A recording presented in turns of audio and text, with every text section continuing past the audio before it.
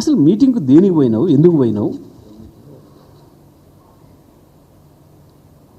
నువ్వు డిమాండ్ చేయాల్సింది apex council meeting కొరకు. అపెక్స్ కౌన్సిల్ మాట్లాడడం లేదు.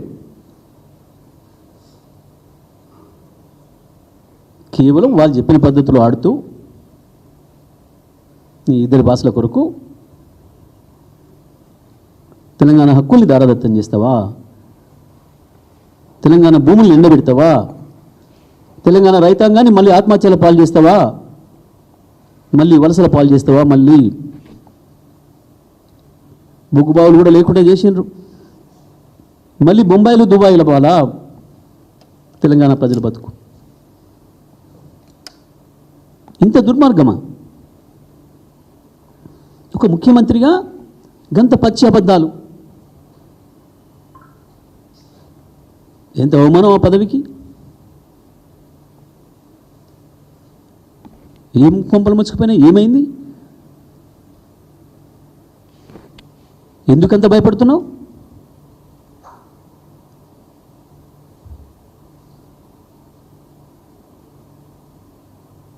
పోతే పోతుంది పదవి. జైలు పోతున్న భయం ఉందా? దేని కొరకు భయపడుతున్నావు? నీ ఒక్కడి కొరకు, నీ కుటుంబం కొరకు కోట్లాది మంది ప్రజల్ని బలిపెడతావా?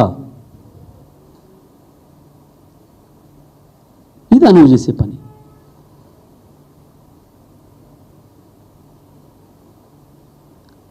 కాళేశ్వరం మీద అబద్ధాలు మాట్లాడి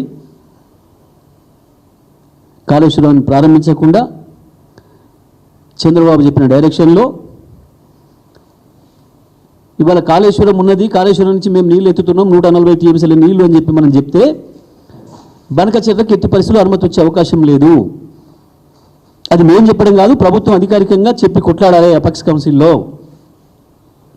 కానీ బనకచెర్లు లేనే, అక్కడ కాళేశ్వరం లేనే లేదు, మేము అక్కడ నీళ్ళు ఎత్తుతలేము అంటే ఇలా ఇంకో 140 టీఎంసీల నీళ్ళు మీకున్నాయి కాబట్టి ఇవి నాకు ఇవ్వండి అని చెప్పి మోడీ పాలన చంద్రబాబు చేతులు ఉంది కాబట్టి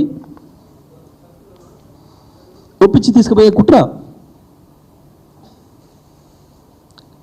కాళేశ్వరాన్ని పండబెడుతుంది. అందుకే ఆనాడు కొద్ది రోజులు రాజకీయాల కొరకు చేసిండ్రు, అది కాస్త ఇవ్వాలని మెడకు చుట్టుకుంది.